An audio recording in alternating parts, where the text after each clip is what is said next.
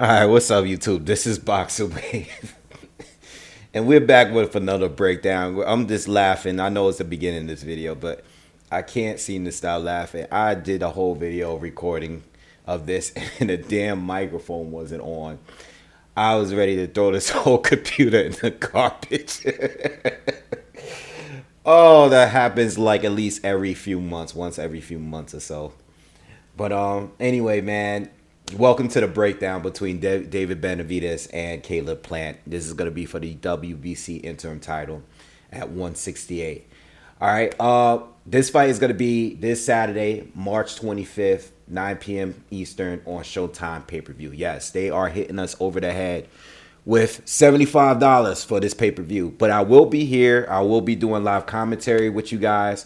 And I'll probably get on a little earlier because I want to talk a little bit more about the undercard, which is a great undercard. First of all, this is a great fight. So, yes, we're all mad it's a pay-per-view. And there's a whole lot more pay-per-views on the way. But this is a great fight. This is a fight that I wanted for 4 years. You know, this is the fight at 168 that I've always wanted to see. And I'm glad it's finally taking place, all right? But we have to cough up $75 for this one. But I'll be here Saturday, all right? And has a great undercard as well. All right, so look, there's a lot of tension between these two, all right? These two really, really, really don't like each other. And look, when it comes to Caleb Plant, it seems like none of his opponents really like each other. Him and his opponents, they always got some kind of tension going to the fight. Something, even with Caleb Truax, there was some kind of tension with those two. I don't know what that was all about. Him and Canelo get into a pushing and slapping match, you know, at the presser for their fight. And even with Anthony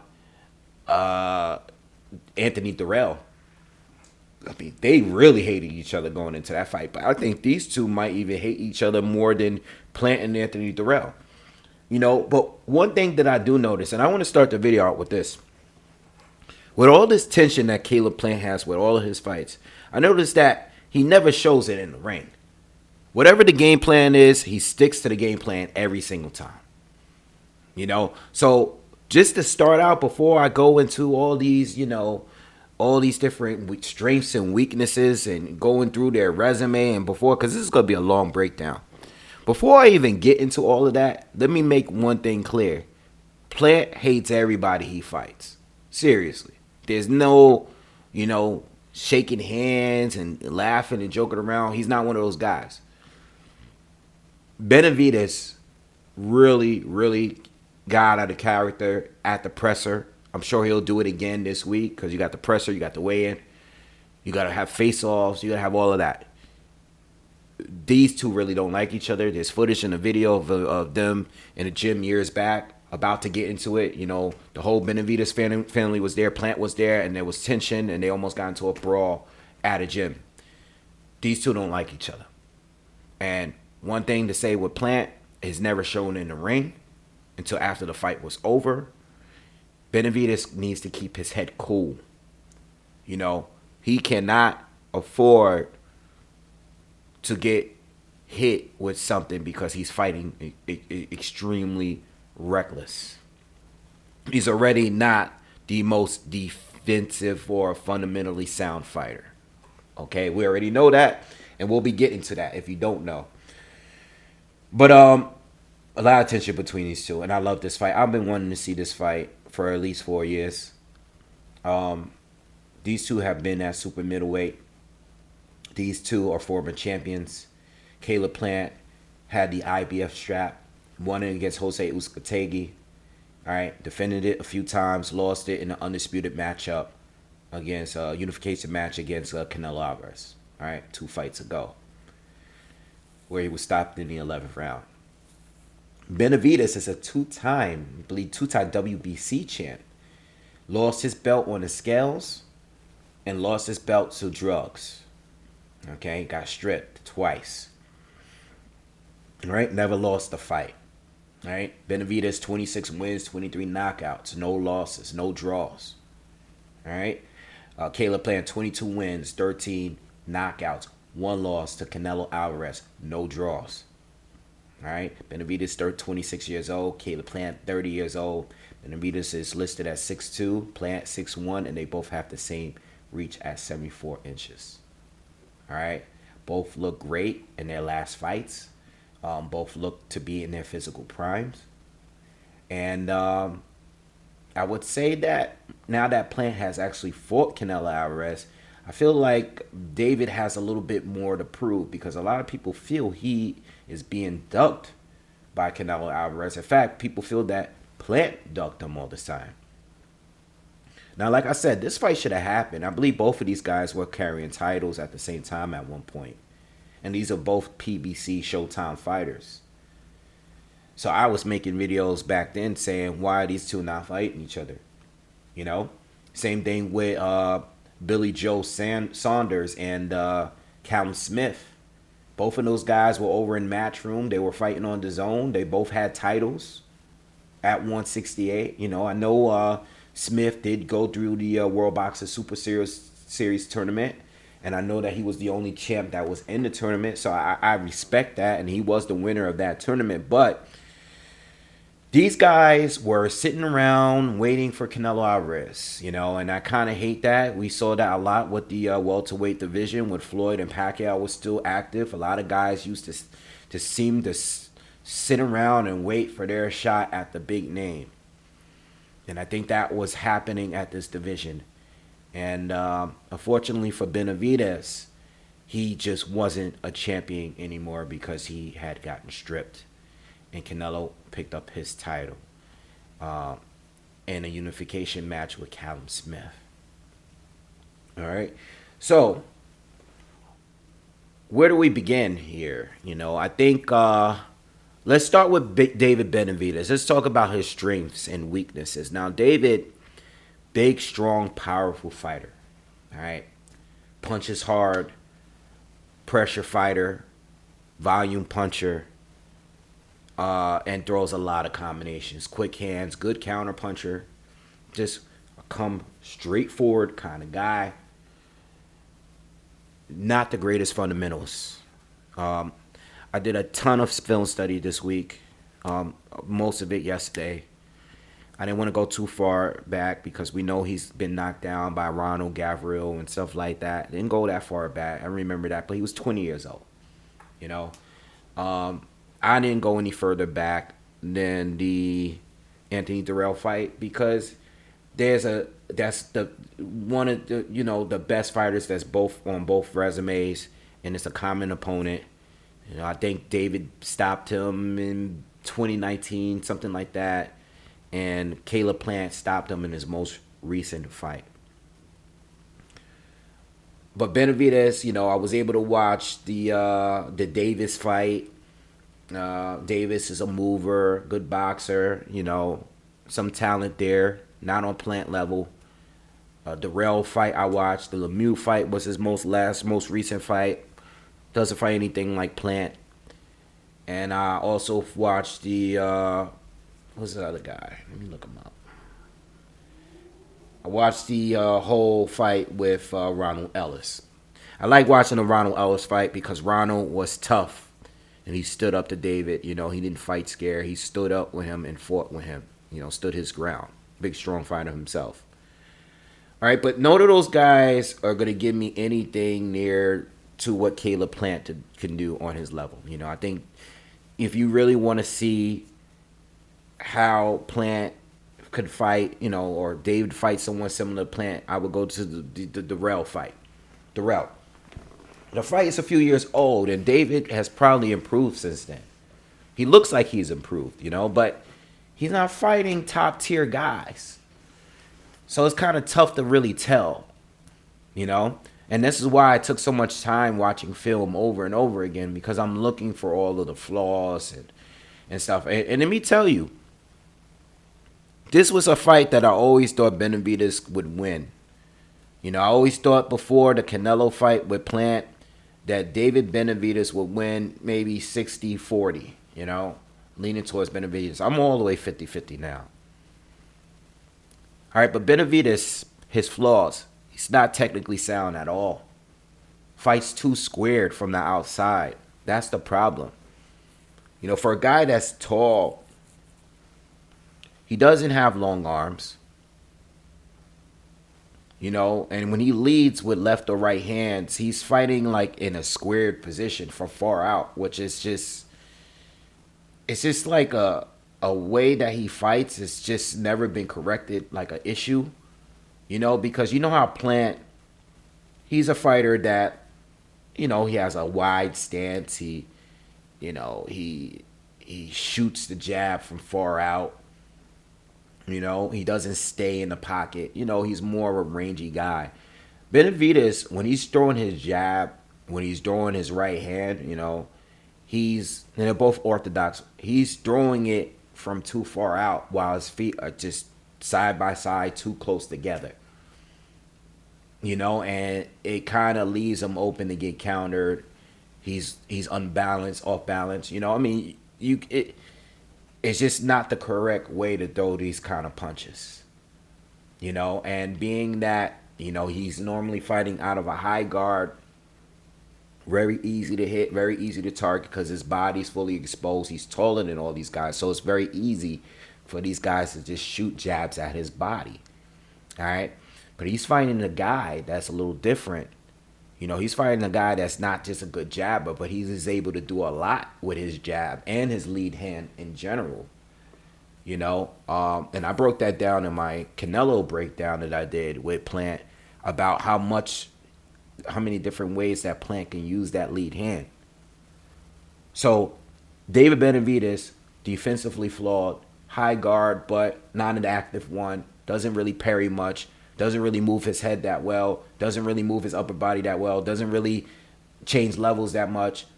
And as I'm watching the Canelo fight with Plant and watching Benavidez fights, I realized that Benavidez doesn't cut off the ring that well. I don't think he's better than Canelo at trapping his opponents. Canelo knows how to fight movers because he's been doing it forever. Starting with Erislandy Lara. Caleb Plant, he was able to do it with, but Caleb Plant is comfortable in fighting with his back against the ropes and fighting in corners. David kind of follows his opponent straight at them. He follows them. And when he's following them, his defense is kind of lacking. His body is open and his high guard is not always up. He's always dropping his hands. He hasn't fought anyone that made him really, really concerned defensively.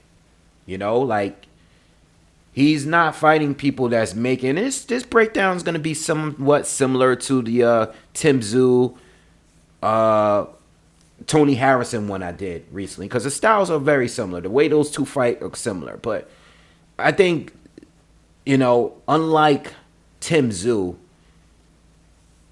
I think Dave is just much more flawed. Whatever flaws that I thought Tim Tszyu had, Dave is on a different level. Dave is more of a volume guy. He throws combination. He's not like Canelo with the pressure. He's not trying to not waste any, many punches, Now, he's not sitting down with every punch he throws, which is good because he's not really burning himself out. I haven't really seen him too tired. But, he's not making every punch, count or anything like that. He's throwing a lot of punches.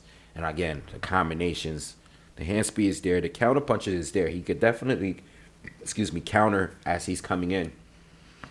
But again, him being so square keeps him all balanced. Very easy to pivot around him and counter him and, catch him with good shots.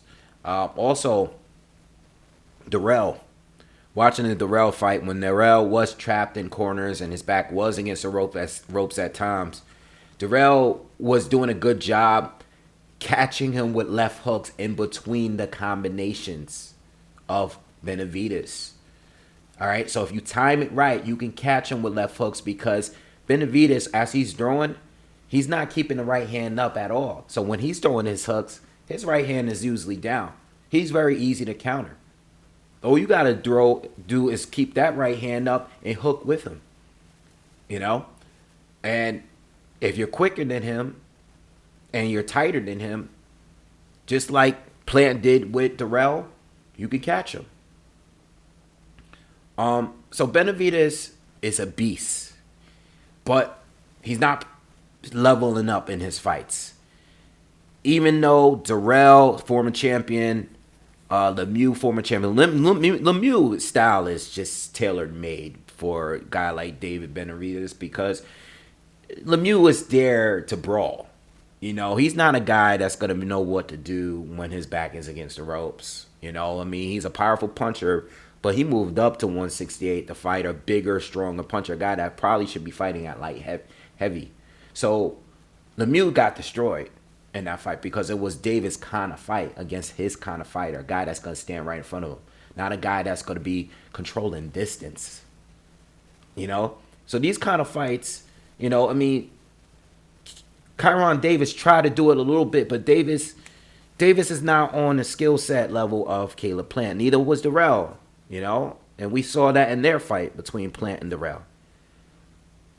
But the key thing with Benavidez is volume, pressure, and if he can keep that going for the later rounds, that is going to be his strength for this fight. If he can take Plant's power and keep that pressure going, what's going to happen? Now you have Caleb Plant on the other hand. We already know that he's the technician between the two. He's the defensive fighter between the two. He's a very slick fighter. Very slick, you know, keeps his hands down, moves his head as well, bends well. He's just hard to hit, especially when he's fresh. Earlier in the fight, it's very hard to hit. You might catch him with an overhand right here and there or a hook. You might catch him with a couple jabs because his hand's always low. All right? But offensively, the angles, the way he can use that lead hand, you know, the way he can just change his jab, throw jabs to the body, those jabs up top. Sometimes he can turn that jab into a hook. You know, the lead left hook you gotta worry about. The right hand you gotta worry about. You gotta watch out for everything because he can literally throw everything. He has a crazy arsenal. Might not have the biggest power, but he's quick, you know, and he's hard to hit, you know. And even when you got him trapped, he's great at the shoulder roll. He knows how to roll those punches, counter you with those short right hands. Ask Canelo. You know, the short right hands, the uppercuts that's coming underneath that you can't see while you're trying to connect with those overhand rights, especially when he's fresh. You got to watch what he's throwing back because he hits you clean and he hits you where you don't even see it. And then when he is ready to skate on out of there, he'll pivot and turn you. Benavidez, who's very square, very robotic in the way that he just marches towards you, doesn't really have great feet. So Caleb Plant could take advantage of this. Like I said, David, from the outside, he fights as if he's in close proximity. You know, he fights, he throws his punches from the outside as if you guys are in a phone booth, but you're not. So even though this guy is much taller, they have the same arm reach, and only one of them knows how to use their length properly. David does not. Now, the problem with Caleb Plant is that when he starts to burn out, just like in a Canelo breakdown, he's much more hittable. He's getting hit with shots that he would normally not get hit with. But he showed to us in the Canelo fight that he's tough. He was stopped in the 11th round, but it took a lot of hits. You know, I watched it again, and it took a lot of punishment from Canelo for him to really get clipped with a shot hard enough to put him down. Because before that, he was getting hit. But he was getting hit all around his body. I mean, you look at his waist, it was all red, all of that. He was getting hit all fight long. But it took a lot for him to really get hurt, you know? So he's tough. He's tough. But he slows down. And he's hittable at that point. But there's a thing that you got to worry about here with Caleb Plant because he has a new trainer in camp, Breadman. All right, after the Canelo loss, to prepare for Anthony Durrell, he's been sitting down on his punches a little bit more, right? And that's probably part of the reason why we got the Durrell knockout. But I'm going to go a little deeper into that. I watched the Durrell fight again. I watched the whole fight. And if you notice, before they went into that 8th round, Caleb Plant is up comfortable, right? He's winning the boxing fight. You know, he's up on points. He's not a great fight, you know, because a lot of wrestling, you know, a lot of tension, a lot of wrestling. There's a point in that 8th round, maybe within the last minute of the round, where there's an exchange between the two, and hooks were thrown.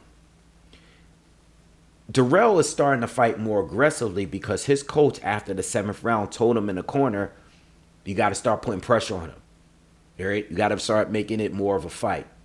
So Durrell comes into that 8th round fighting more aggressively. You know, before they were both on the outside looking to counter each other. Now he's coming forward. He's trying to rough him up. He's being more physical. There's a point in that 8th round, there's exchange, and I believe Caleb Plant tried to land the same left hook that he landed in the 9th round that KO'd Durrell. So check that out. Now in the 9th round, Durrell's being more aggressive.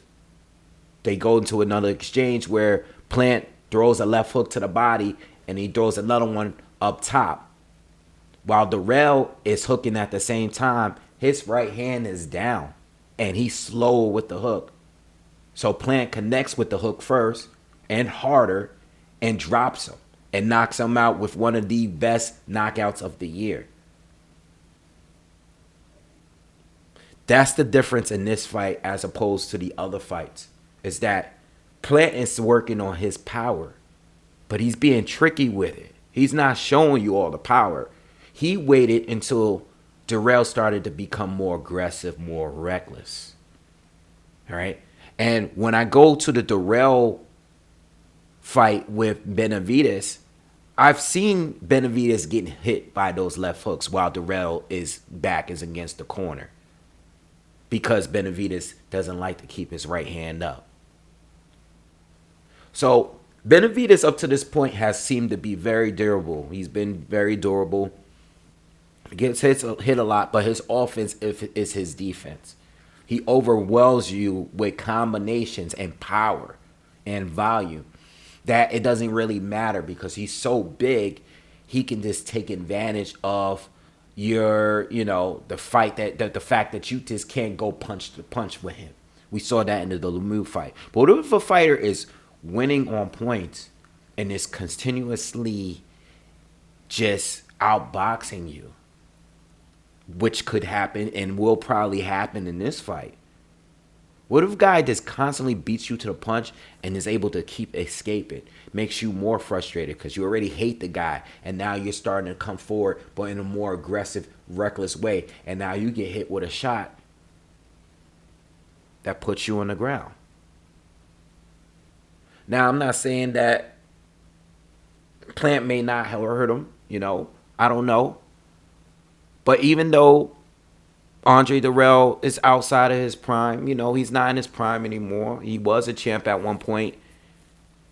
Durrell's always been tough. Even when he was stopped by Benavidez, you know, he was stopped mainly because, you know, he was taking a lot of shots. But he was still on his shield. You know, he was stopped on his shield. It's not the same way where he was just knocked out. You know what I'm saying? He never got stopped by anyone before that. He's always been tough. So this fight is going to be hard to pick. It's hard for me to pick. I do believe that it is a true 50-50 fight.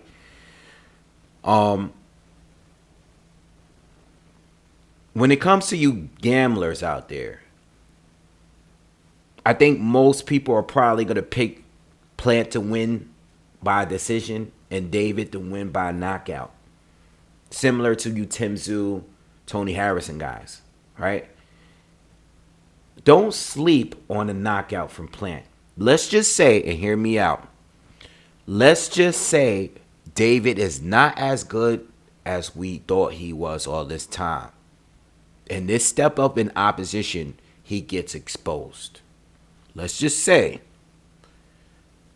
let's say he catches a mean one from Plant, similar to Darrell, and he get hurt and he gets stopped. It won't be the craziest thing we've ever seen.